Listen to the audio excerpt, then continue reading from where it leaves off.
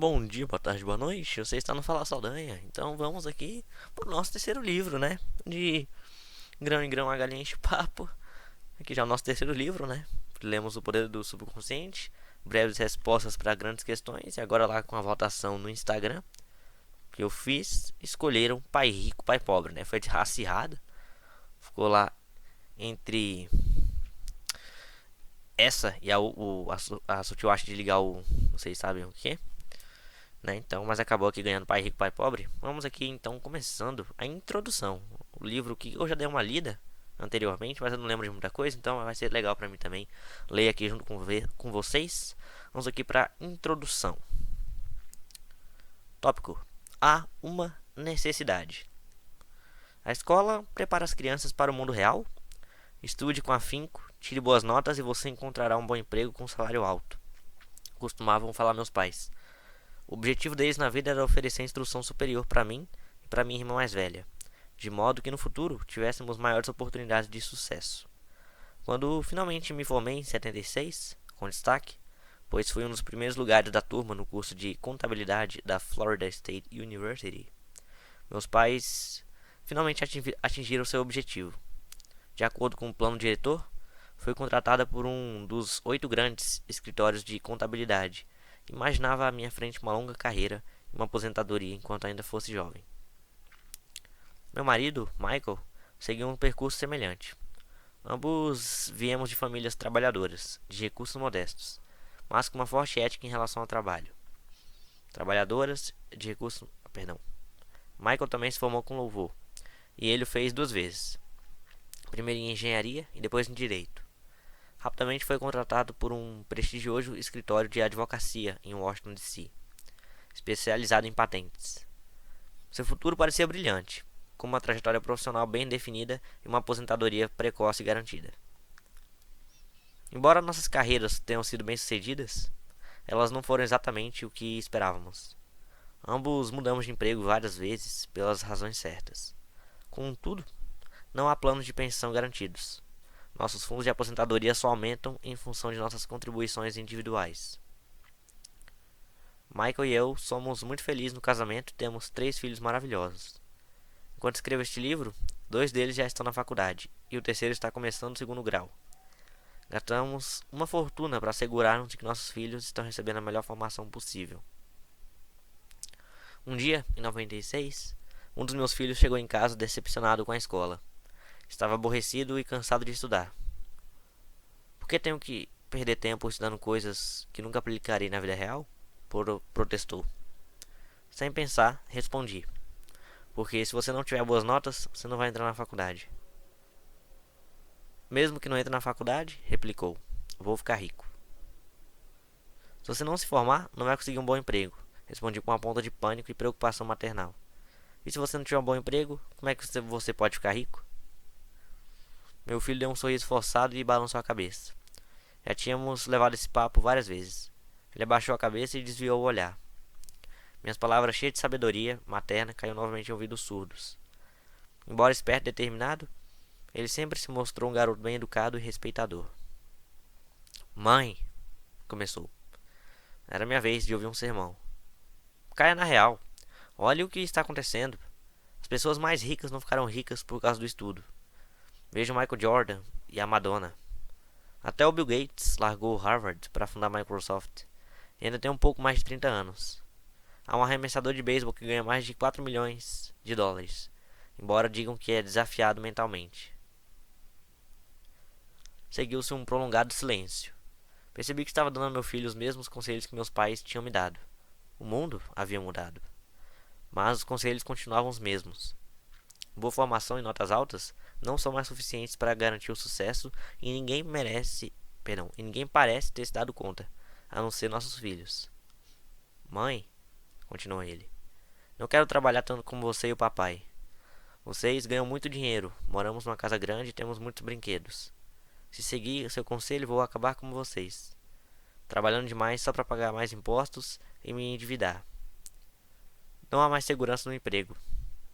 Já sei tudo a respeito de downsizing e de right sizing. Também sei que o pessoal que se forma na universidade não está ganhando tanto quanto antigamente. Sei que não posso depender da Seguridade Social ou dos fundos de pensão da empresa para aposentar-me. Preciso de novas respostas. Ele estava certo. Ele precisava de novas respostas e eu também. O conselho de meus pais pode ter funcionado para as pessoas que nasceram antes de 45, mas pode ser um desastre para os que nasceram em um mundo em rápida transformação. Não basta dizer para os meus filhos: vá para a escola, tire boas notas e procure um emprego tranquilo e seguro. Eu sabia que tinha que procurar novas formas de orientar a educação de meus filhos. Como mãe contadora, preocupava-me com a falta de instrução financeira nas escolas que nossos filhos frequentam. Muitos dos jovens de hoje têm cartão de crédito antes de concluir o segundo grau e, todavia, nunca tiveram aula sobre dinheiro e a maneira de investi-lo, para não falar da compreensão do impacto dos juros compostos sobre os cartões de crédito. Simplesmente são analfabetos financeiros e, sem o conhecimento de como o dinheiro funciona, eles não estão preparados para enfrentar o mundo que os espera. O mundo que dá mais ênfase à despesa do que à poupança. Quando meu filho mais velho ficou totalmente endividado no cartão de crédito, no primeiro ano da faculdade, eu ajudei a rasgar os cartões e comecei a procurar um programa que me ajudasse a educar meus filhos em termos de questões financeiras. No ano passado, meu marido ligou do escritório. Encontrei alguém que pode ajudar você, disse ele. Seu nome é Robert Kiyosaki. Ele é empresário e investidor e está aqui para patentear um produto educacional. Penso que é o que você estava procurando. Tópico: justamente o que eu estava procurando. Meu marido, Mike, ficou tão impressionado com o Cash Flow, o novo produto educacional que o Robert Kiyosaki estava desenvolvendo, que conseguiu que nós participássemos de um teste do protótipo. Como se tratava de um produto educacional, perguntei também à minha filha de 19 anos, caloura na universidade local, se ela gostaria de participar do teste e ela concordou. Cerca de 15 pessoas, divididas em 3 grupos, participaram do teste. Mike estava certo. Era esse o produto educacional que eu estava procurando. Parecia um tabuleiro coloridíssimo de banco imobiliário. Contudo, havia 2 pistas. Uma interna e outra externa. O objetivo do jogo era sair da pista interna, que Robert chamava de Corrida dos Ratos, e alcançar a pista externa, ou pista de alta velocidade.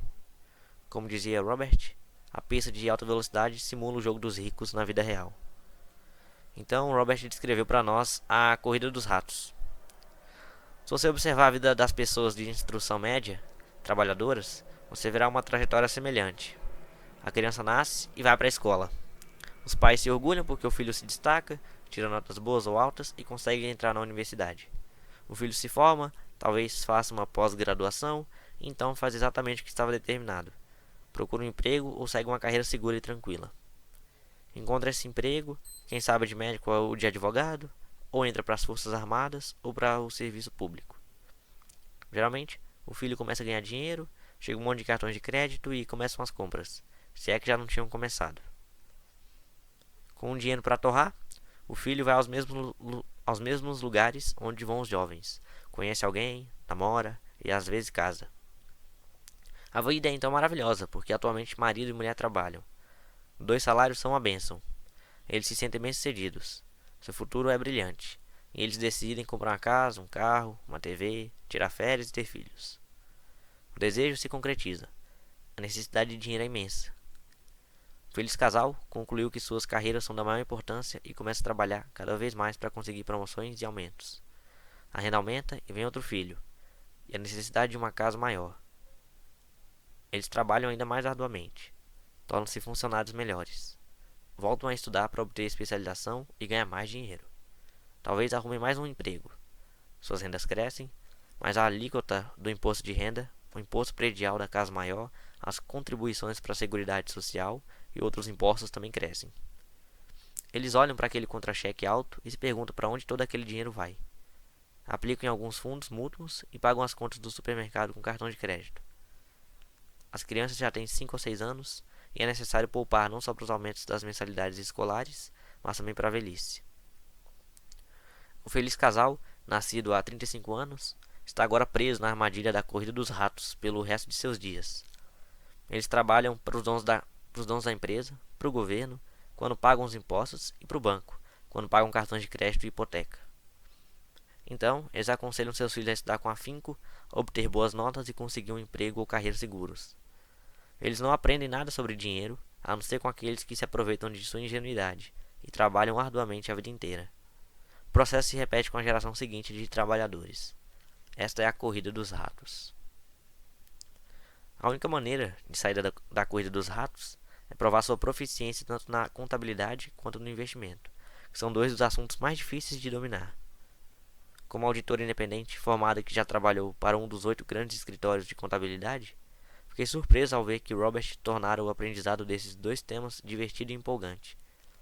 O processo estava tão bem dissimulado que, enquanto trabalhávamos diligentemente para sair da corrida dos ratos, esquecíamos rapidamente que estávamos aprendendo. Logo, o teste do produto se transformou em uma tarde divertida, em que falei com minha filha de coisas que nunca tínhamos discutido antes.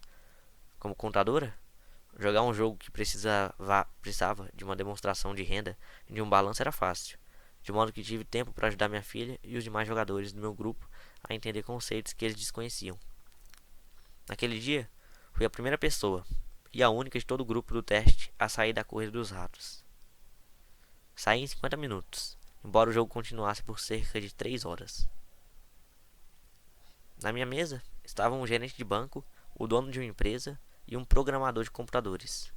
O que me perturbou muito foi o pouco que essas pessoas sabiam sobre contabilidade e investimento, assuntos importantes para suas vidas. Fiquei imaginando como eles administravam as questões financeiras na vida real. Podia entender que minha filha de 19 anos não soubesse nada, mas eles eram adultos com pelo menos o dobro de sua idade. Depois que terminei a corrida dos ratos, fiquei acompanhando por 2 horas minha filha e aqueles adultos instruídos e abastados, que rolavam os dados e movimentavam seus marcadores. Embora estivesse contente de vê-los aprender tanto, fiquei incomodada ao perceber como os adultos tinham pouco conhecimento dos princípios básicos da contabilidade e do investimento. Eles não conseguiam ver com clareza a relação entre suas demonstrações de renda e seus balanços. À medida que compravam e vendiam ativos, eles tinham dificuldade em lembrar que cada transação poderia ter impacto sobre o fluxo de renda mensal.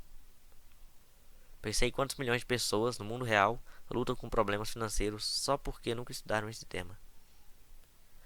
Graças a Deus que estes estavam se divertindo e se distraíam na ânsia de ganhar o jogo, disse para mim mesma. Quando Robert deu por finalizado o teste, ele nos concedeu 15 minutos para discutir e criticar cash flow entre nós mesmos. O dono da empresa do meu grupo não estava feliz. Ele não gostou do jogo. Não preciso conhecer isso, disse. Tenho contadores, gerentes de banco e advogados que me assessoram nestes assuntos. Robert lhe respondeu. Você já notou que há uma porção de contadores que não ficam ricos? E gerentes de banco, e advogados, e corretores de valores, e corretores imobiliários? Eles sabem muita coisa, e em geral são inteligentes, mas a maioria não é rica. Como nossas escolas não ensinam o que os ricos conhecem, seguimos os conselhos dessas pessoas.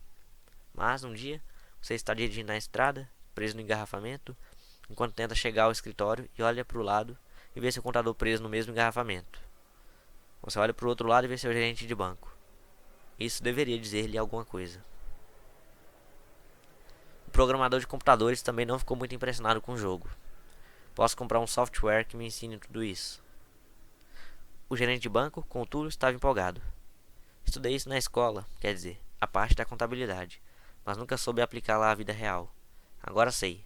Preciso sair da corrida dos ratos. Mas foi o comentário da minha filha o que mais me impressionou. Me diverti aprendendo, disse. Aprendi um monte de coisas sobre como o dinheiro funciona e como investi-lo. Então acrescentou. Agora posso escolher uma profissão pelo que quero fazer e não para ter um emprego seguro ou mordomias ou pelo salário. Se eu aprender o que este jogo ensina, ficarei livre para fazer e estudar o que meu coração pede. E não porque as empresas estão à procura de determinadas habilidades profissionais. Se aprender isto, não vou ter de me preocupar com segurança no emprego e seguridade social, como a maioria da minha turma. Não consegui ficar para conversar com Robert depois que o jogo acabou, mas concordei em voltar a me encontrar com ele para falar mais do projeto. Sabia que ele queria usar o jogo para ajudar os outros a ficarem mais espertos do ponto de vista financeiro e estava ansiosa para ouvir mais a respeito dos seus projetos. Meu marido e eu marcamos um jantar com Robert e sua esposa para dali a alguns dias. Embora fosse nosso primeiro encontro social, parecia que nos conhecíamos há anos. Descobrimos que tínhamos muito em comum. Falamos de tudo, de esportes e teatro a restaurantes e questões socioeconômicas. Falamos do mundo em transformação. Ficamos conversando bastante tempo sobre como a maioria dos americanos tem pouca ou nenhuma poupança para aposentadoria, bem como sobre a quase falência da Seguridade Social e do Medicare. Meus filhos teriam de financiar a aposentadoria dos 75 milhões de baby boomers? Ficamos imaginando se as pessoas percebem como é arriscado depender de planos de pensão. A principal preocupação de Robert era o hiato crescente entre os que têm e os que não têm, nos Estados Unidos e nos outros países. Empresário autodidata que viajava em torno do mundo para fazer investimentos, Robert tinha conseguido se aposentar aos 47 anos. Ele saiu do conforto da aposentadoria porque tinha a mesma preocupação que eu tinha em relação a meus filhos. Ele sabe que o mundo mudou, mas que a educação não mudou com ele. Na opinião de Robert, as crianças passam anos em um sistema educacional ultrapassado, estudando matérias que jamais usarão, preparando-se para um mundo que não existe mais. Hoje, o conselho mais perigoso que se pode dar a um garoto é: vá para a escola, tire boas notas e procure um emprego seguro. Ele gosta de dizer: este velho conselho é um mau conselho. Se você pudesse ver o que está acontecendo na Ásia, na Europa, na América do Sul, estaria tão preocupado quanto eu. Este é um mau conselho, acredita ele. Porque se você quer que seu filho tenha um futuro financeiro seguro, ele não pode jogar pelas velhas regras. É arriscado demais. Perguntei então o que ele entendia por velhas regras. As pessoas como eu jogam por regras diferentes das suas, disse. O que acontece quando uma grande empresa anuncia um downsizing? As pessoas são demitidas, respondi. As famílias sofrem. O desemprego aumenta. Sim, mas o que acontece com a empresa? Em especial com uma empresa de capital aberto e que tem ações na bolsa? Em geral, o preço das ações aumenta quando se anuncia o downsizing. Respondi. O mercado gosta quando a empresa reduz seus custos salariais, seja mediante a automação, seja apenas racionalizando o uso da mão de obra. Certo, respondeu ele. E quando o preço das ações aumenta, as pessoas como eu, os acionistas, ficam mais ricas. Isso é o que eu quero dizer sobre regras diferentes. Os empregados perdem, os proprietários e os investidores ganham. Robert estava descrevendo não apenas a diferença entre empregado e empregador, mas também entre controlar seu próprio destino e entregar esse controle a alguém. Mas, para a maioria das pessoas é difícil entender por que isso acontece, disse eu. Elas só pensam que isso não é justo. É por isso que é uma besteira falar para uma criança simplesmente: tenha uma boa instrução, disse. É besteira imaginar que a formação oferecida pelo sistema de ensino preparará seus filhos para o mundo que eles encontrarão depois de formados. As crianças precisam de mais educação, uma instrução diferente, e elas precisam conhecer as regras diferentes. Robert continuou. Há as regras seguidas pelos ricos e as regras seguidas pelos outros. 95% da população, disse. E os 95% aprendem essas regras em casa e na escola. É por isso que hoje é tão arriscado dizer a uma criança, simplesmente: estude bastante e procure um emprego. Hoje uma criança precisa de uma formação mais sofisticada e o sistema corrente não está atendendo a essa necessidade. Não estou preocupado com quantos compradores há na sala de aula ou quantas escolas gastam. Como o sistema educacional pode ensinar o que não conhece? E como os pais podem ensinar a seus filhos o que a escola não ensina? Como você pode ensinar contabilidade para uma criança? Ela não achará ruim? E como os pais podem ensinar a investir se eles próprios são avessos ao risco? Em vez de ensinar meus filhos a buscar segurança, decidi que o melhor era ensiná-los a ficar espertos. Então, como é que você ensinaria uma criança sobre tudo isso de que estamos falando? Perguntei a Robert. Como podemos facilitar a tarefa dos pais, especialmente quando eles próprios não sabem do que se trata? Escrevi um livro sobre o assunto, foi sua resposta. E onde está? Em meu computador. Está lá há anos, em pedaços. De vez em quando acrescento algo, mas nunca consegui organizar o material. Comecei a escrevê-lo depois que meu outro livro virou best-seller, mas nunca acabei o livro novo, só tenho pedaços. E estava em pedaços mesmo. Depois de ler os capítulos, achei que o livro tinha méritos e que devia ser publicado, sobretudo nestes tempos em transformação. Concordei em ser coautora do livro de Robert. Perguntei-lhe de quanta informação financeira ele achava que uma criança precisaria. Ele falou que dependeria da criança. Ele sabia que desde garoto queria ser rico e teve a felicidade de encontrar uma figura paterna que era rica e que quis orientá-lo. A educação é o fundamento do sucesso, disse Robert. Da mesma forma que as habilidades acadêmicas são importantes, as habilidades financeiras de comunicação também o são. O que se segue é a história dos dois pais de Robert, um rico e o outro pobre, mostrando as habilidades que ele desenvolveu ao longo de sua vida. O contraste entre os dois pais oferece uma perspectiva importante. Apoiei, editei e compilei este livro. Para os contadores que o lerem, peço que suspendam seus conhecimentos acadêmicos e abram suas mentes às teorias apresentadas por Robert. Embora muitas delas contestem os próprios princípios contábeis geralmente aceitos, elas oferecem uma valiosa percepção da forma como os verdadeiros investidores analisam suas decisões de investimento. Quando nós, como pais, aconselhamos nossos filhos a ir para a escola, estudar muito e obter um bom emprego, fazemos isso muitas vezes em decorrência de um hábito cultural. Sempre foi certo fazer isso. Quando encontrei Robert, suas ideias de início me espantaram.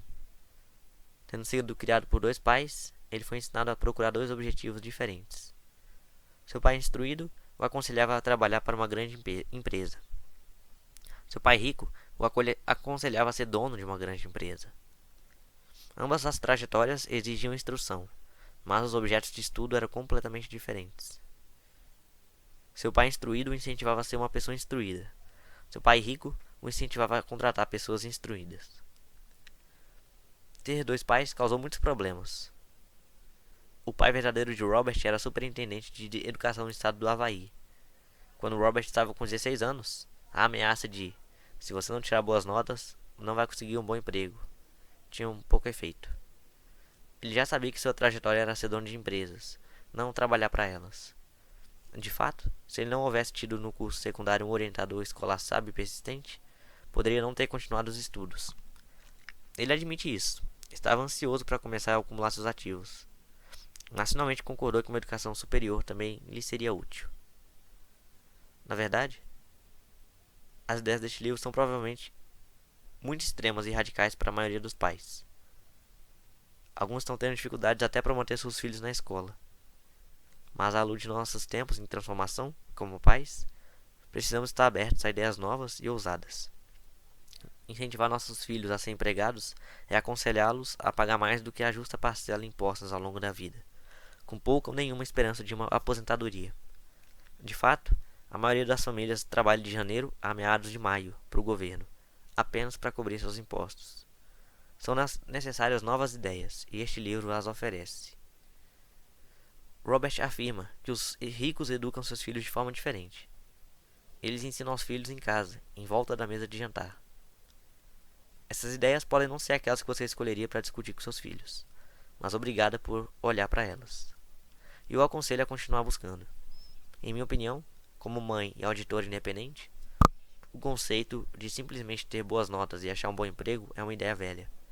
Precisamos de novas ideias e de uma educação diferente. Talvez falar para seus filhos sobre lutar para serem bons funcionários e criarem sua própria empresa de investimentos não seja uma ideia tão má. Espero como mãe que este livro auxilie outros pais. Robert espera poder informar outras pessoas que qualquer um pode alcançar prosperidade se decidir fazê-lo. Se você for um jardineiro ou um porteiro ou até um desempregado, você tem a capacidade de instruir-se e de ensinar quem você ama a cuidar de si próprio financeiramente. Lembre que a inteligência financeira é o processo mental pelo qual resolvemos nossos problemas financeiros. Hoje, estamos enfrentando mudanças globais e tecnológicas iguais ou até maiores que as ocorridas anteriormente. Ninguém tem uma bola de cristal, mas um fato é certo. À nossa frente descortinam-se mudanças que estão além da nossa realidade. Quem sabe o que o futuro nos trará? Mas, aconteça o que acontecer, temos duas escolhas fundamentais: a segurança ou a inteligência. Preparando-nos, instruindo-nos e despertando o nosso gênio financeiro e o de nossas crianças. Sharon Lecter. Final aqui da introdução.